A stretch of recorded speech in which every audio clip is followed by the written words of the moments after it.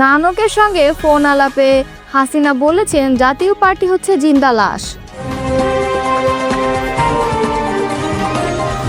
হাসিনা হুঙ্কার দিয়ে বলেছেন, এবার আমি একটাকেও ছাড়ব না।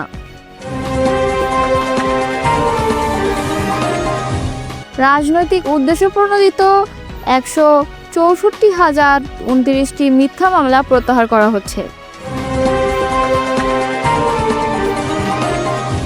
একটি গুপ্ত সংগঠন ছাত্রলীগের সঙ্গে মিলে মব উস্কে দিচ্ছে বলে মন্তব্য করেছে ছাত্রদল।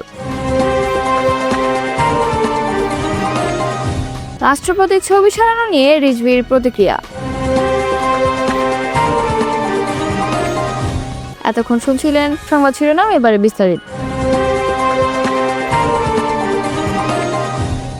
গত বছরের 5 আগস্ট ছাত্র জনতার গণ অভ্যুত্থানে শেখ হাসিনা প্রধানমন্ত্রীর পদ থেকে পদত্যাগ করে ভারতে পালিয়ে যান। এরপর থেকে একের পর এক ফাঁস হচ্ছে নানাজনের সঙ্গে তার ফোন আলাপ। এবার সাবেক মন্ত্রী ও আওয়ামী লীগের সভাপতিমণ্ডলীর সদস্য জাহাঙ্গীর কবির নানকের সঙ্গে শেখ হাসিনার কথোপকথনের একটি অডিও রেকর্ড সামনে এসেছে। সোমবার প্রবাসী সাংবাদিক জুলকারনাইন সায়েদ তার ভেরিফাইড ফেসবুক পেজে অডিও রেকর্ডটি প্রকাশ করেছেন। এর আগে রোববার জাতীয় সমাজতান্ত্রিক দলের সভাপতি ও সাবেক তথ্যমন্ত্রী হাসানুল হক ইনুর সঙ্গে শেখ হাসিনার কথোপকথনের একটি অডিও রেকর্ড ফাঁস হয়েছে। নানকের সঙ্গে ফাঁস হওয়া ফোন আলাপে হাসিনা জাতীয় পার্টিকে জিন্দা লাশ বলে আখ্যায়িত করেছেন। এও বলেন এই দলটিকে তার আর দরকার নেই। 5 মিনিট 26 সেকেন্ডের ফোন আলাপে 16 বছরের স্বৈরশাসক হাসিনা এমন হুঁশিয়ারি দেন, এবার আমি একটাকেও ছাড়ব না। তাদের ফাঁস হওয়ার ফোন আলাপটি গত বছরের জুলাইয়ে যখন দেশ জুড়ে চলছিল কোটা সংস্কারের দাবিতে শিক্ষার্থীদের আন্দোলন। সেই ফোন আলাপে নানকের উদ্দেশ্য করে শেখ হাসিনাকে বলতে শোনা যায়, তুমি আমাকে যা বলবা সত্য কথা বলবা। অপর পাশ থেকে নানক বলেন, জি বলবো। পরে শেখ হাসিনা জিজ্ঞাসা করেন, মোহাম্মদপুরের বিহারীপট্টির লোকদের ভূমিকা কি? নানক বলেন, ওদের ভূমিকা ভালো আপা, শুধু এখানে সেন্টু কমিশনার আছে একটা কালপ্রিট জাতীয় পার্টির, ওর সঙ্গে কয়েকটা ছেলে আছে, ও তো এই এলাকার কাউন্সিলর, ওর কাছ থেকে বেনিফিট নেয়।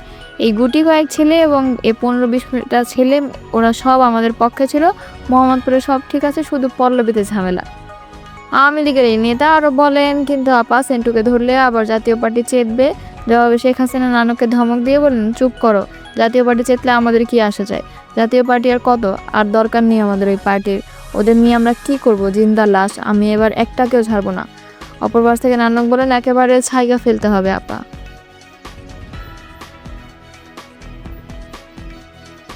এবার সাবেক মন্ত্রী ও আওয়ামী লীগের সভাপতিমণ্ডলীর সদস্য জাহাঙ্গীর কবির নানকের সঙ্গে শেখ হাসিনার কথোপকথনে একটি অডিও রেকর্ড সামনে এসেছে। নানকের সঙ্গে ফাঁস হওয়া ফোন আলাপে হাসিনা জাতীয় পার্টিকে জিন্দা লাশ বলে আখ্যায়িত করেছেন। এও বলেন এই দলটিকে তার আর দরকার নেই। সোমবার প্রবাসী সাংবাদিক জুলকারনাইন সায়েদ তার ভেরিফাইড ফেসবুক পেজে অডিও রেকর্ডটি প্রকাশ করেছেন। এর আগে রোববার জাতীয় সমাজতান্ত্রিক দলের জাসদ সভাপতি ও সাবেক তথ্যমন্ত্রী হাসানুল হক ইনুর সঙ্গে শেখ হাসিনার কথোপকথনের একটি অডিও রেকর্ড ফাঁস হয়েছে। নানকের সঙ্গে 5 মিনিট 26 সেকেন্ডের ফোন আলাপে 16 বছরের স্বৈরশাসক হাসিনার এমন হুঁশিয়ারিও দেন, এবার আমি একটাকেও ছাড়ব না।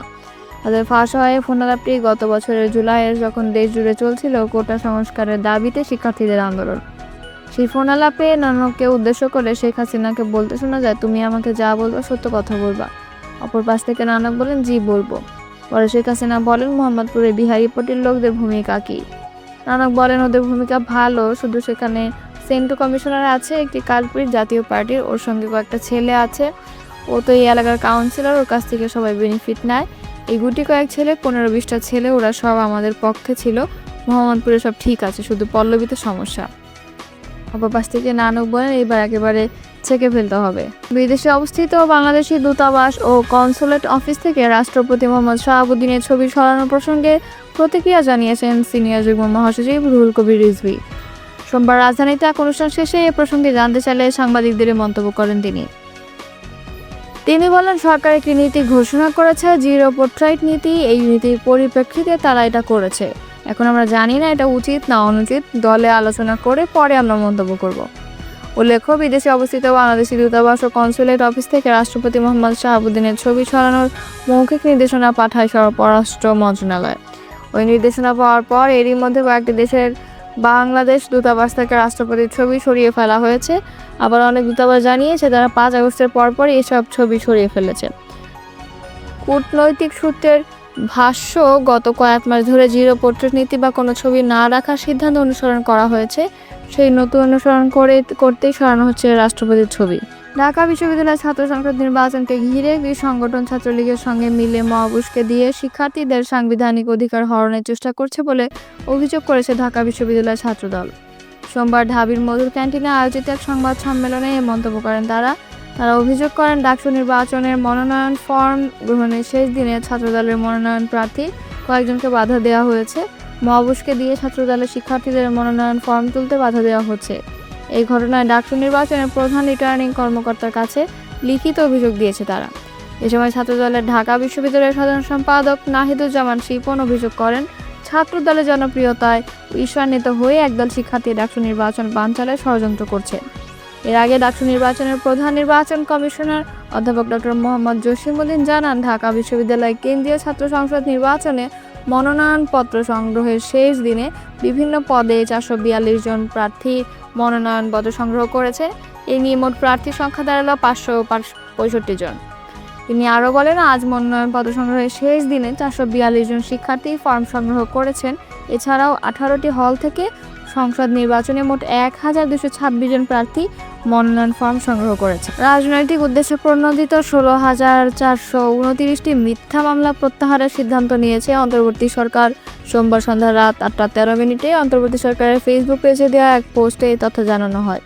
এতে বলা হয়, হাজার হাজার নিরীহ মানুষকে রাজনৈতিক প্রতিপক্ষকে শাস্তি দেওয়ার উদ্দেশ্যে আইনকে অপব্যবহার করে মিথ্যা মামলায় জড়ানো হয়েছে। এসব মামলা অভিযুক্ত ও তাদের পরিবারের জন্য গভীর ভোগান্তি ডেকে এনেছে, একই সাথে রাজনৈতিক ও বিচার ব্যবস্থাকে বিকৃত করেছে। ফেসবুক পোস্টটিতে আরও বলা হয়, মোট 16,429টি রাজনৈতিক উদ্দেশ্যে প্রণোদিত মিথ্যা মামলা প্রত্যাহার করা হচ্ছে।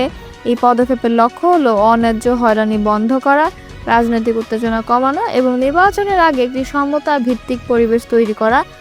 মামলা প্রত্যাহারের এই পদক্ষেপ কেন গুরুত্বপূর্ণ এর ব্যাখ্যা সরকার বলেছে, এসব মিথ্যা মামলা প্রত্যাহারের মাধ্যমে যারা অন্যায়ভাবে অভিযুক্ত হয়েছিল তাদের ন্যায় বিচার ফিরিয়ে দেওয়া হবে এবং একটি ন্যায্য রাজনৈতিক পরিবেশ প্রদর্শিত হবে। ফলে নির্বাচনে আরও বিস্তৃত অংশগ্রহণ সম্ভব হবে। শেষ পর্যন্ত এই সংস্কার বিচার ব্যবস্থা এবং রাজনৈতিক ব্যবস্থার প্রতি আস্থা বাড়বে এবং আরও শান্তিপূর্ণ ও গণতান্ত্রিক প্রক্রিয়ার পথ সুগম করবে।